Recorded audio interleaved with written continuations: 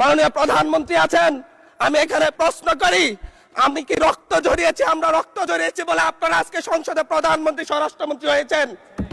রক্ত ঝরার পরে রক্ত ঝরিয়ে গুলিবিদ্ধ হয়ে 3 দিনের মাথায় গুলিবিদ্ধ হয়ে দয়া করে থামুন।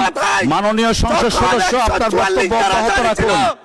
144 ধারার মধ্যে আবার নিজেই গুলিবিদ্ধ পা দিয়ে বের হয়ে গিয়ে সংবাদ সম্মেলন করে বলেছি আবার রাস্তায় নামুন, হাসিনা পতন হতে হবে। আমরা বলেছি নতুন বাংলাদেশ দিব। আমরা নতুন বাংলাদেশ আবার প্রতারণার রাজনীতি দেখতে চাই না, প্রবঞ্চনার রাজনীতি দেখতে চাই না। যেই গণভোটের পক্ষে আমাদের মাননীয় প্রধানমন্ত্রী প্রচারণা চালিয়েছেন, যে আদেশের পক্ষে মাননীয় সরকার দলীয় সংসদ সদস্যরা প্রচারণা চালিয়েছেন, আজকে এখানে এসে কেন এটা নিয়ে আবার দীর্ঘ আলোচনা হতে হবে? আমরা 90-এর গণঅভ্যুত্থানের কথা বলে যাই নাই।